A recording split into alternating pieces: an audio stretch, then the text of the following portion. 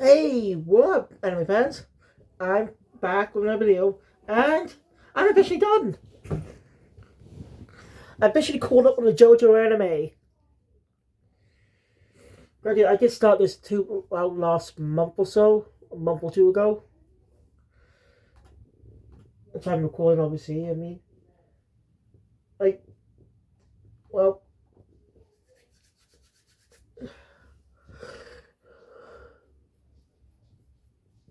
I was planning to do this version just before March, but I got lazy and forgot. I'm trying to get back in. I started to get back in the group a bit. I plan to catch up a lot of anime in a bit. But now I think I'll continue reading the Steelbook Run manga. All preparation for the anime adaptation coming in just a couple days. Time recording this. I'm excited.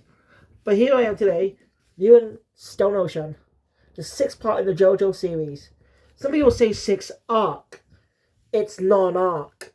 You'll keep saying that each part's an arc when it's not. Ooh, a rainbow. Sorry, shut it. So part 6 released around the 2000s, I think. But the story takes place in late 2011.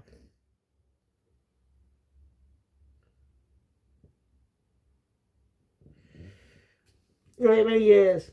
Weird coincidences, Persona have a game set in 2011 a couple years later. Yeah, Persona 4, which is getting a remake sometime in the future. Still don't know much about it yet. I'm looking forward to that. Now I officially finished the JoJo anime. What I'm going to do is finish the JoJo manga and watch last book Kishibe Rohan, both anime, OVAs, live action series, movies, and read the manga version as well. Celebrating the upcoming release of Volume 3 of the series. Yep. Volume 3 of last book Kishibe Rohan is happening. So, I'll take my time watching each episode and chapter, reading each chapter and stuff. We'll talk about in a review. Reviewing the OVA episodes as episodes. Just single stories. Since they're one-shots. So look forward to that. Now the order will be going on isn't the order that was released, per se. But the version on Netflix. Yeah, I have the version on Netflix. So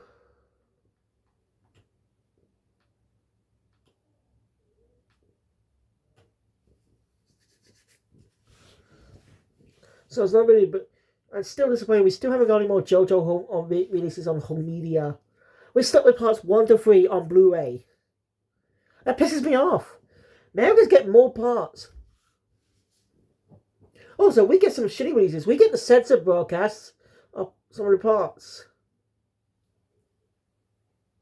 And weird subtitle issues. I mentioned in my part 5 review that Polnareff's name was being translated weird. They referred to him as Jean-Pierre, even though you could hear them say Polnareff. Yeah, do the censorship or something, but names being left alone quite a bit now in the past couple recent years. No joke. I don't know where this seventh release came from. It's because it's quite recent to Netflix, where the character still being referred to as Polnareff in media, and in the part 3 subs as well. So it makes no damn sense. It makes no sense. So it's just, I know I already mentioned this, but it's kind of weird. It's just ridiculous. And again, part 4 remained faithful to the Japanese script. Like, no name changes or anything. All the stand names and peak character names remain the same as the Japanese version. So it's just baffling that they do this in the first place then. So, this view is quite different to the previous ones. See, but I was there when Stone Ocean started releasing, but at the time I wasn't caught up on JoJo. I think it was like 2022 I started watching. Like 2021, early 2022, I don't know. But it's one of those times I actually started watching JoJo. By the way, I watched parts 1 through 4, 5, parts 5, 4, and 5. It's possible for free on Netflix. So, yeah, there's a times I can watch them. So I just found a way, not telling how. But,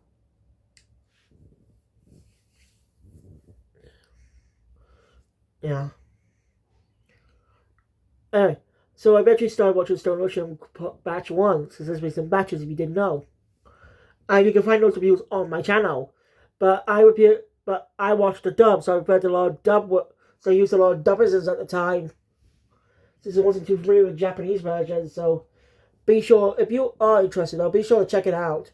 I have a dedicated playlist for that version on the channel. So I hope you enjoy it if you decide to watch it. At time of recording this, I still not yet experienced the manga, so I cannot wait to see that. But I did recently rewatch Harmon Beats manga. This is Ellery Dibbles' videos. So if you're interested in seeing what changed, go check those out. They're really good videos too. We're also going to the next chapter of the JoJo lads this month, I think. We'll see how chapter 2 of the second act goes on. Also, we're approaching the end of the Steelbook Run manga release in English. Well, not really now, but we're starting to approach the end in the next couple of months. As Volume 8 will release in August. So most likely around the time of Volumes 7 and 8 releasing, we may get an announcement on the English release of JoJo's, the 8th part.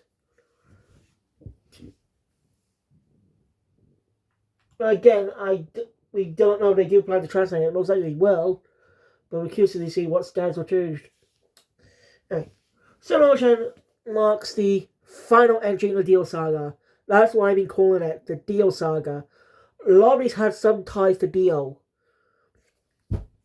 That's why I nicknamed the first 6 parts the Dio Saga. And it's the original continuity. And Rocky will quickly reboot the continuity starting in part 7.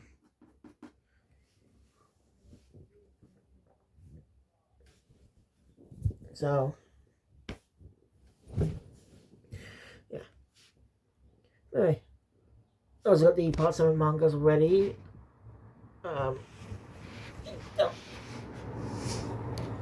You can't see it. I just got trying to change angles. Yeah, you can see it now. See them right by there. Also, my Bleach mangas. I do plan to cover the Bleach anime and movies as well. Right. Just trying to find a book I used to write down when to watch the movies after the specific arcs.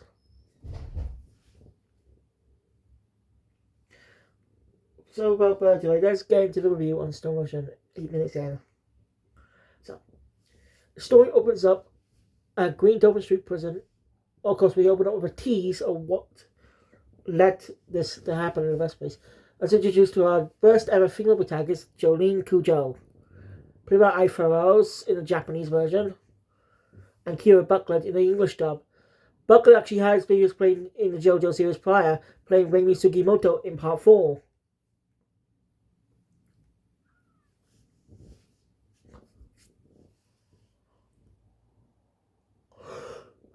So Hannah actually loves playing Jolene. She loves playing Jolene. And Ai Farrows is great. And so is Ai Farrows. And at the time when I was doing reviews, it was around the time I started doing reviews on YouTube too, by the way. When the Stone Ocean was releasing. Proper reviews. I have attempted many times in the past, but those never worked out. So, yeah. Jolene.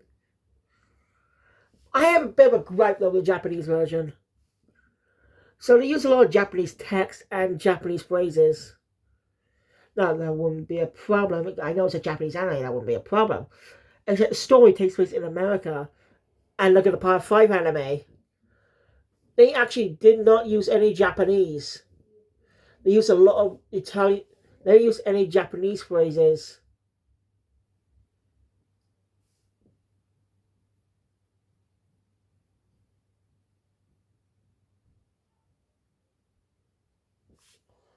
So, I don't know. It's just a little bothersome that they say a lot of Japanese words like Kujo Jolene when the characters are not Japanese. I mean, Jolene is Japanese-ish. I mean, she's not. She's half British, half American, and half Japanese.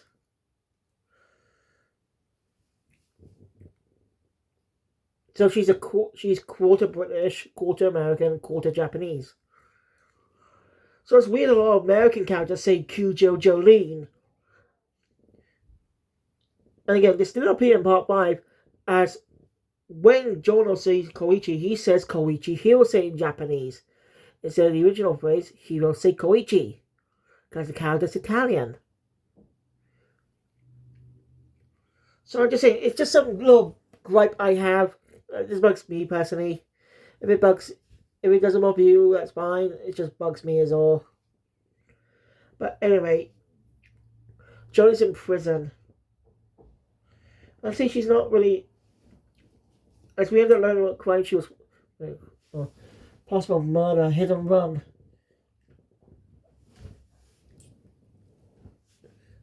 Well, Johnny ends up being falsely accused. As her boyfriend just basically did not want to take the blame for everything. Her lawyer was shady and jerk. Obviously was paid off. Because he lied to Jolene about her pleading guilty. We got a liar sentence. She didn't even know the guy was alive either.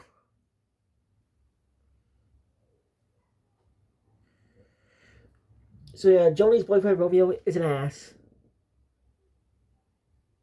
Yeah, I know. So yeah, Johnny's sent to prison. Now must find a way to escape. We learn about her father as Jotaro Kujo from part 3. As she's given a pendant that looks strangely familiar. Looks strangely like a stand arrow with the colouring and stuff. Johnny accidentally picks her finger, causing a lot of blood to spill out. And that loses some type of ability, some straightens. As Johnny is busy starting to awaken to her stand. So, unlike previous protagonists who were natural born stand users, Jolene isn't. But I have a theory for that. Think about how Jotaro's stand awoken, Jotaro and Joseph's stands. They're awoken because of Dio. Its connection in being talking over Jonathan's body, its connection to the Joestar descendants. It's why the stands awakened. And affected Josuke as well, because he's Joseph's son.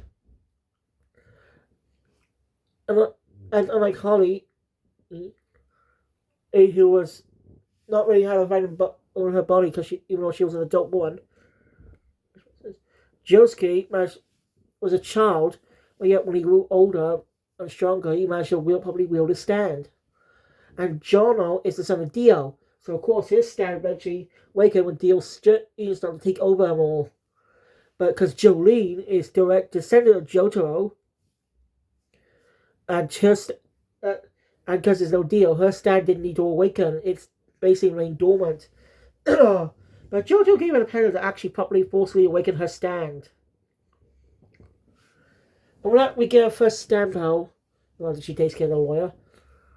As her cellmate, Wes, is a stand user as well. After accidentally touching the pendant. Her stand's called Goo Goo Dolls. It can shrink people. Whoever she touches with it can shrink. After the whole incident, Johnny Bushi properly weighs her stand's humanoid form and gives her a name. Stone Free, or Stone Ocean in the English dub. She even says a few phrases like "Go ahead, but the old father." Yara does a. She's definitely Jotaro's daughter. I think Johnny's rather unique female protagonist. In the truth of fact, did you know Jolo was meant to be a female, but Ella just pushed back on it because Anamaki didn't have any confidence at the time either. Because female protagonists in Shonen Jump, in Shonen manga, wasn't heard of, really. Wait, what about Cat's Eye, actually? Why is Cat's Eye an exception to that? It's a Shonen manga with 3 female protagonists. I'm serious. This can be confused now, actually. Is it because the 90s were different? I don't know, I'm confused, but it broke the boundaries of shonen manga. Allowed for make room for new some unique characters that become part of Jump, like Akane from Akane Banashi being a female protagonist, or Rui from Rui Dragon. They wouldn't be here without Araki's brilliantly, actually pushed back on editor's decision to make editor's choice on editors to make Jolene male. It's her we got iconic characters today. So I congratulate Rocky on that one. After being at Quest with a familiar Stan Cry. Stan Rush.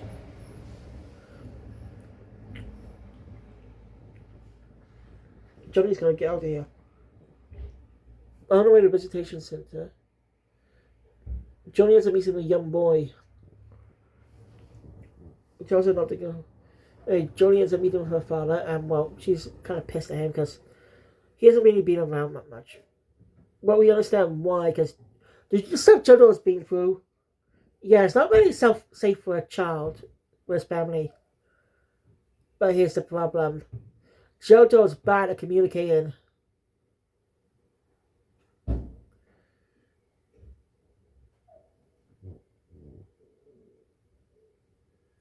So he never probably communicated to his wife or daughter why.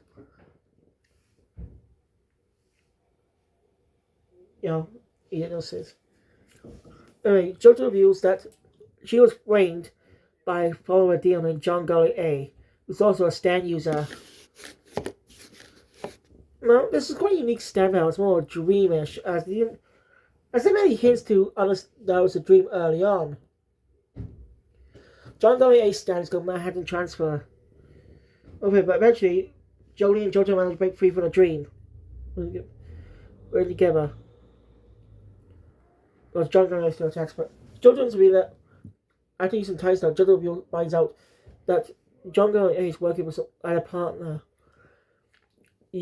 As he sees another stand. This is all tracked to lure him here. In short, the discs are taken by learn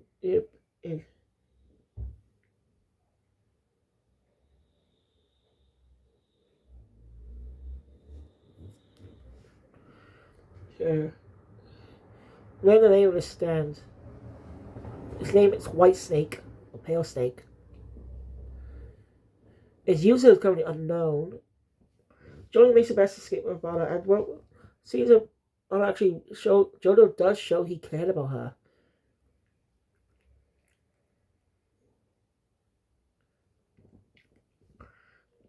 And well, yeah. I discovered hope. Johnny decides to stay in prison to find her father's discs. So she has a young boy whose name is Emporio to help her. He also reveals a little bit later he is a stand user as well, just not a combat type. But we're putting him for now. So another character, Mace Costello, someone who Jodie kind of befriended earlier, ends up breaking to a stand herself as she's the one who's so quest dependent.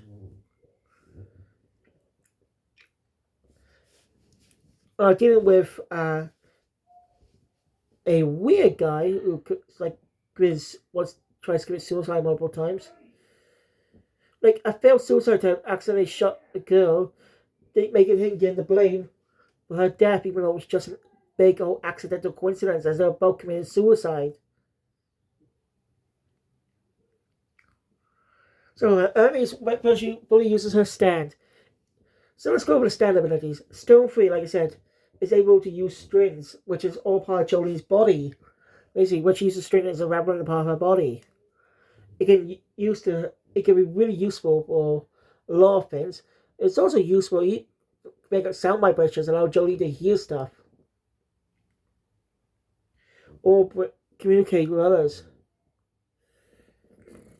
It's similar for it's just a typical punch and stand. But it's able to go through, because it's made of threads, it's able to go through specific things. Small holes and stuff. Where's he barking now? Jolie.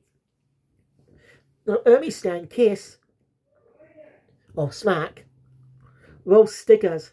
When she attaches a sticker to something, it duplicates. By peeling up the sticker, it forcibly comes back together, can even damage the item or damage the body. And every time she uses her stand ability, you hear sound effect. And her stand looks quite different to Jolene's in terms of physique, as her stand looks more male than female, which I find pretty interesting.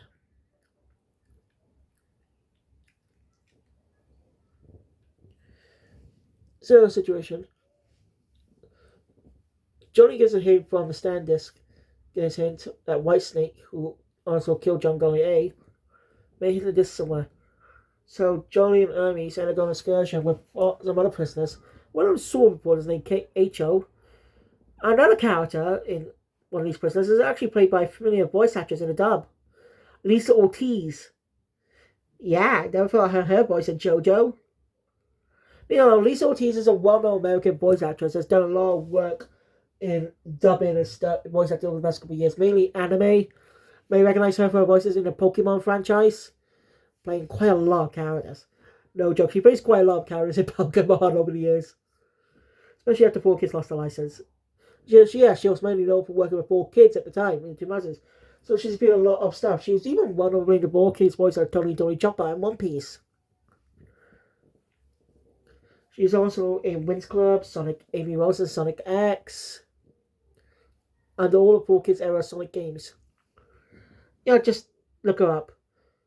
She's well known. So, I want to be in JoJo's quite interesting. I hope to see her again as a main role someday. But in the meantime, Johnny and Hermes find the location of the stairs and they're being attacked by a stand. The other prisoners and the guard are killed, including H.O. They end up facing up the stand named Foo Fighters, which is a bunch of basically a bunch of shrimp. No, I forgot what they're called, but sort of colony type animals. Crayfish, I think. Basically, form the stand. But Johnny never tries to be it. By the way, it rather be called by its name, Foo Fighters. Does not be called it and stuff. Now, Foo Fighters is they abbreviate it as FF in the dub all the time, but FF is just a nickname. Foo Fighters is a non-gender conformance. Basically, its gender isn't really known, which nothing wrong with that. To be in it, managed to get them to us. Jolene and Hermes managed to get them to us to their side. And Foo Fighters, or FF now, takes over the body of H.O. And you notice a design difference. So yeah, one friendship. There's also revealed the still user behind Whitesnake, which is lurking in the background for now. We found his name is Enrico Pucci, a priest. Yeah. Of course, a bit of the part, we get flashbacks of Pucci's time with Dio. Yes, Dio. Pretty fascinating. We had the question, did Dio really care about Pucci, or was he using him? We never know. After all, it's just Dio we're talking about. We can't really believe him when he says that Pucci's his friend. Yeah, Pucci is very loyal, especially in La Mia. Even after being defeated in the All-Star Battle in the Eyes of Heaven game, he kills himself. Now Dio's succession to win. Because if Dio will win. And fitting this, he died on the exact same statue that Dio was pierced in Part 1.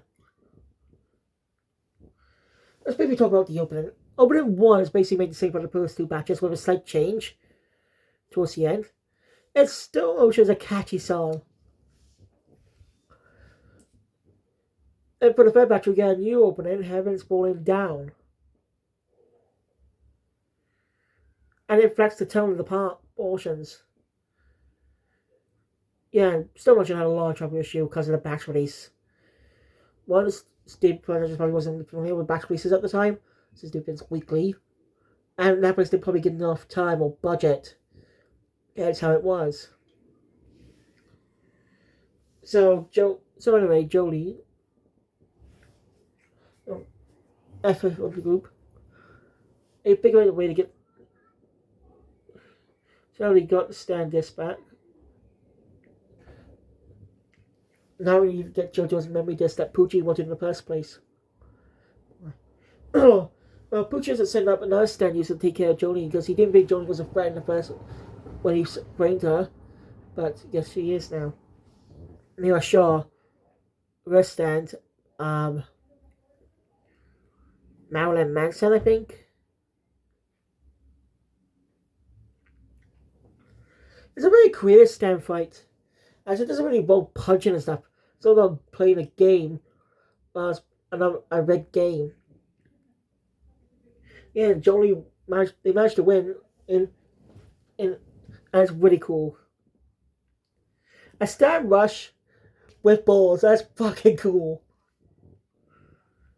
So she was regular stand belt.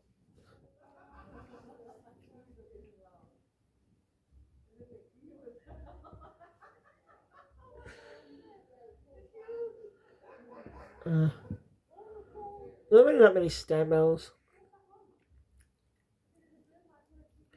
Yeah. Polio stand, which tied to the ghost room, which is called burning down the house. Allows him to pocket a lot of ghost items in his pocket and stuff. So you can allowed to carry multiple without making it little bit. It's pretty useful.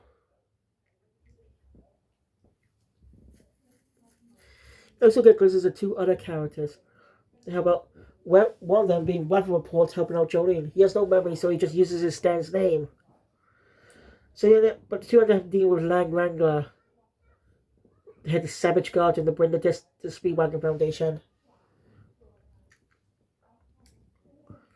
Is a Lang Wrangler stand which focuses on gravity. And they defeat Lang Wrangler. Because they find meet Poochie face to face, but of course they don't know Poochie's the user of White Snake. So Johnny makes a Savage Guard gets injured.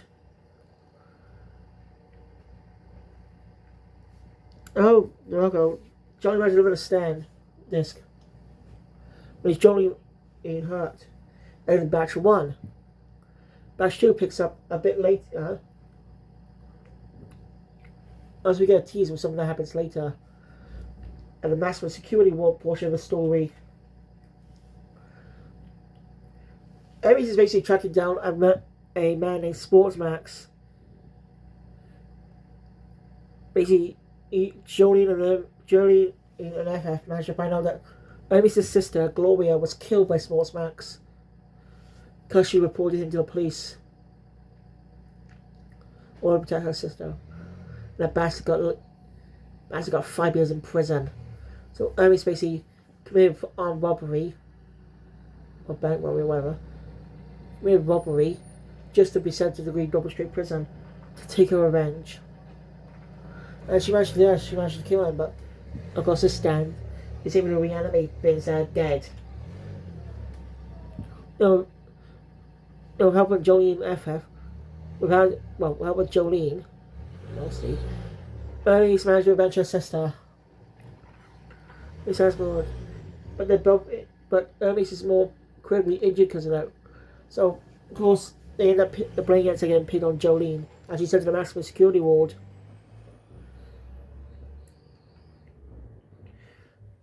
But Jolene will talk about FF want to go there and help her. Ends up getting help from another source, a man named Anasui, or Anastasia in the dub. I don't know why they changed his name. And well, he's not exactly a good person. He actually is a true criminal, unlike the others.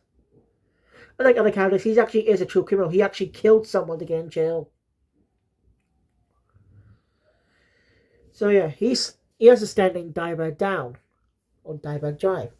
Now, FS still uses stand ability, but it's more just with She initially just chopped with her fingers. Still does that, but a lot of things we add, gun things being added onto it without any explanation. And Diamond was able to enter the body and reshape it. Jolene ends up dealing with two stands in a way. Survivor and Planet Waves. Planet Waves is used by Viviana Westwood, a prison guard. At least one of the most brutal JoJo fights ever. It's very brutal.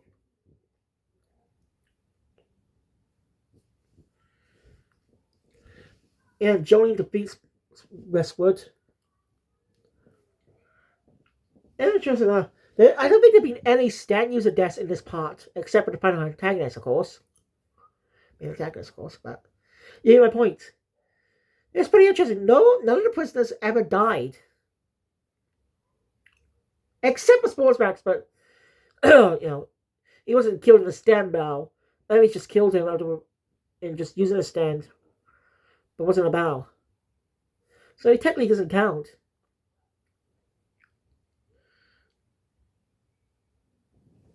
So yeah, Johnny goes into the wall on purpose though. Is he figure out what Poochie's truly after? What Poochie's truly after?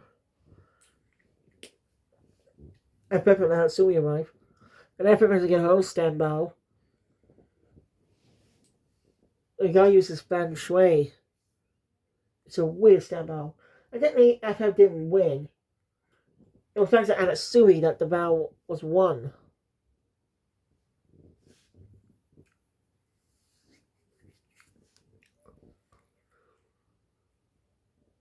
So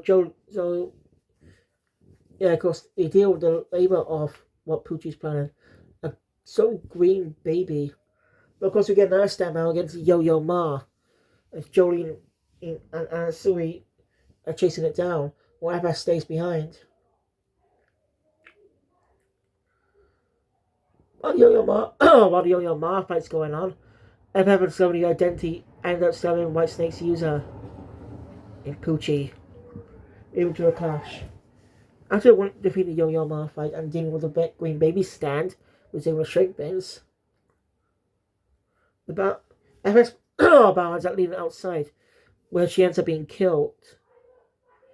Well, she still has a bit of life left, as Anatsui gets injured, but now Joni and us know his identity. Poochie escapes with the green baby, and Anatsui is quickly injured, so FF gives the last of her energy to Anatsui. Basically means she's dead. But she has a soul in a way. It's truly sad. Now in the manga, after her death, seems like she was forgotten about. Yeah, I don't know why. Did Rocky forget about her? I don't know. The whole incident. Again, Johnny's not position to break out the prison, but of course does deal with a prison guard named Mew Mew and her stand jailhouse lock, which is able to make you forget things by limited to 3 things. But she wants to be an Emporio site makes a decision to go with Jolene, and they decide to go along to avenge their friend. As a late prison. Rival report and Anatsui were recovered, escape as well. And somehow a star-shaped birthday has been on Rival report. Well, also Poochie's now gone new form after wearing the green baby. And now ends up stand abilities end up waking for 3 beings who have a connection to Dio. And as the sons of Dio. The first battle goes to Anatsui and Weber. The Bohemian Rhapsody, you know what I mean, arc. It's where characters come to life from popular media and stuff. Now, you read the manga version, it's slightly different because of copyrights of his copyright and stuff. So a lot of changes. But we get a nice little Easter egg with a Fist of an All-Star reference. The Kenshiro realm come to life. The narrator on the TV is the actually original narrator of the 80s anime, Shigeru Chiba. Oh, speaking of which, interesting thing I found out. that found out recently. The remake of Fist and Loso comes out April 11th, 2026, in a couple of weeks. Yeah, I probably had plenty of time, but early 2026. That's a ballsy move. As it may get to if JoJo is going weekly, it will have direct competition with JoJo. Ballsy. I really like seeing it until later in the year. I guess not. We'll see how well it goes, because I think CJ was just done to cut costs. Man. Oh well. I don't think he's taking care of that fight. Next fight's against Sky High. Johnny Ernie's Bow the user. I just have to be in here. But ends up revealing that Pucci and Weber are brothers, but of course they can't take his word for it. Of course, the next battle is against Versus and his stand Underworld.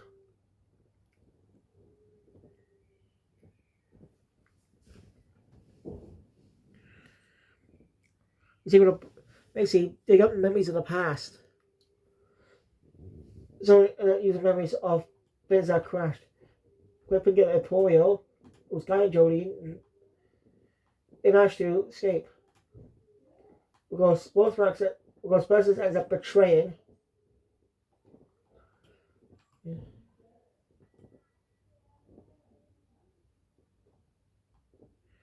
Sorry, when did he start doing Digimon reveals?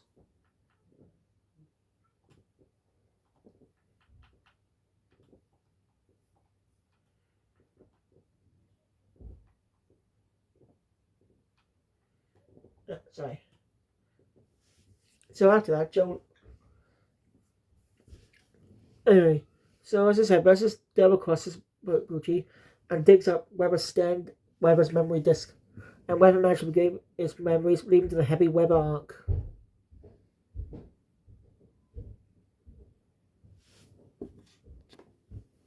Sorry, but also. Oh, money. So, where was I?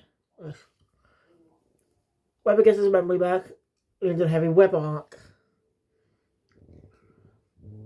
As he wants nothing but revenge on Pucci, they see the sales score. Oh, they realize the heavy Weber ends up turning people into snails. It's still to deal with Versus old thing with Boreal, so but they take care of that. Alright, we learn Weber's backstory and Pucci's. Turns out they really are brothers. Weber was swapped out as a kid. Because, well,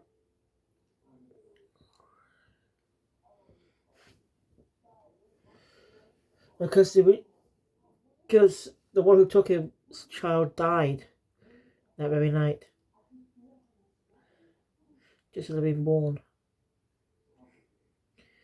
So, we Pucci believe his twin brother's been dead for years.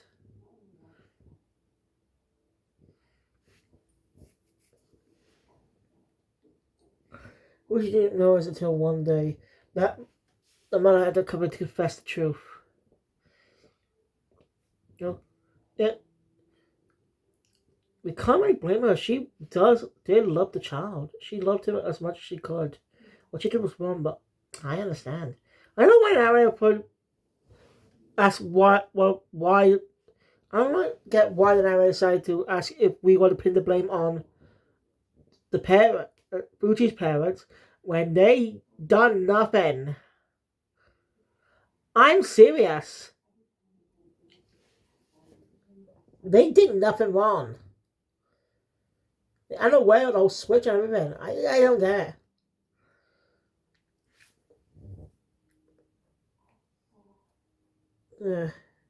Well, we see Weber end up meeting a young woman.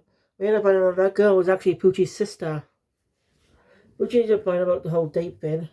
That's who she's dating and stuff. So I had a shady guy to break them up. We know that guy was a racist. Realizing he's related to black people.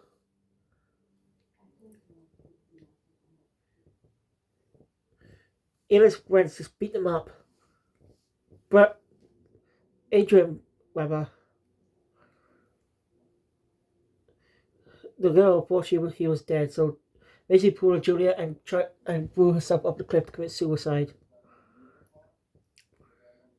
Well, now, Bucci actually did meet Dion. He was given a stand arrow. Bucci's emotions, the stand arrow gives him a hit as it appears in his neck and both arm weapons as well, giving him the stance.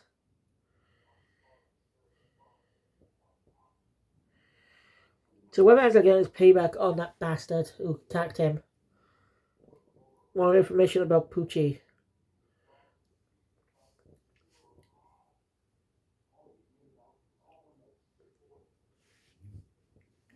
Anyway, what he's been wearing was his hair the whole time. It's not a hat. You know, it looks like one. Rocky, you come with the weirdest hairstyles. Anyway.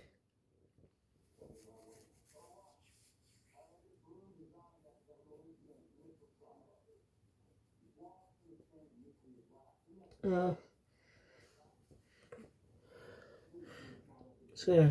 Return to Gojo, Weber ended up losing and his memory was stolen and was placed up in the prison all this time. As Pucci doing nothing to kill him now. You know, this is his fault in the first place. Should we blame him for what happened? Like, should we really? Sure, Pucci's not a great person now, but who do we blame in this situation? They blame the mother for switching the child, but we understood why. We know Pucci for hiring that shitty guy, but he didn't know he was a bad person, a racist and stuff.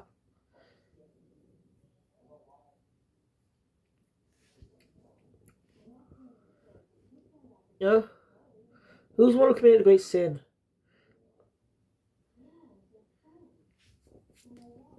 So anyway, after the year, whether Pucci went to meet Dio. That's how their friendship began. Now the two fishy face each other. Weber tried his best, but ended up losing.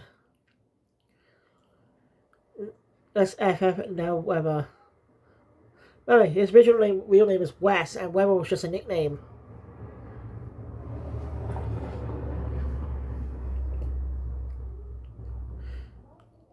So, Weber, so yeah.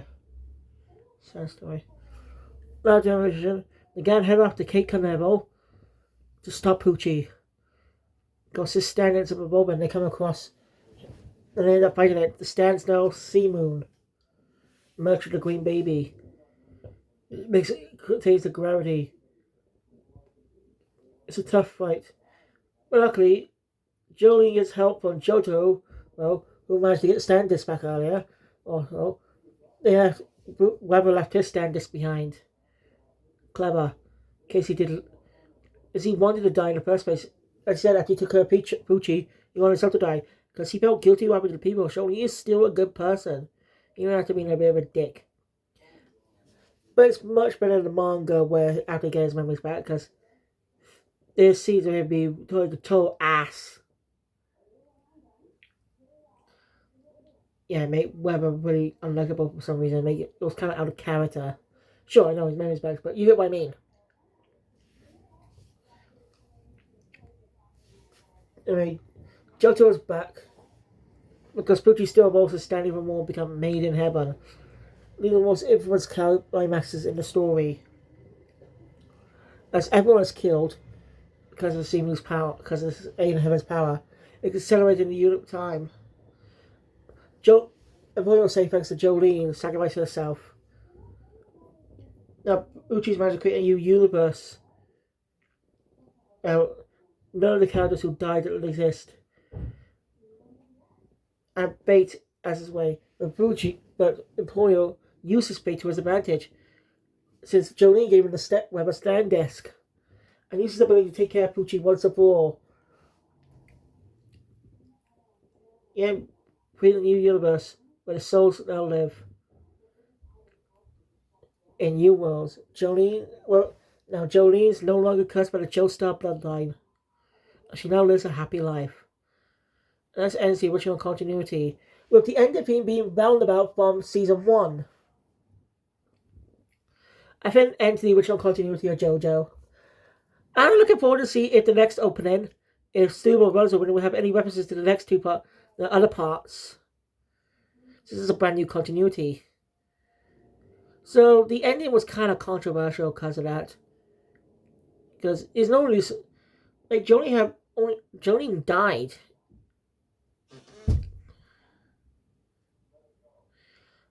It's kind of sad. It's just, I don't know. It's not great, but it's not bad either. It was kind of satisfying. And it is still a happy ending, as Eppa is actually probably mentioned in the anime. And she's given a lot more love compared to the manga. So that was Stone Ocean. I really love JoJo. It makes me sad I finished it up. It makes me really sad I finished up the parts. I love JoJo. Rewatching Stone Ocean makes me feel sad. Even though we got the Steelbook Road animation coming in a couple of days. Still makes me sad. Oh well.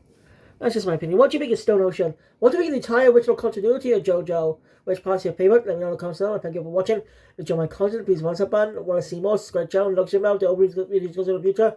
And I'll see you guys right next time. I'll see you guys this week for Steel Ball Run. Your Phoenix out.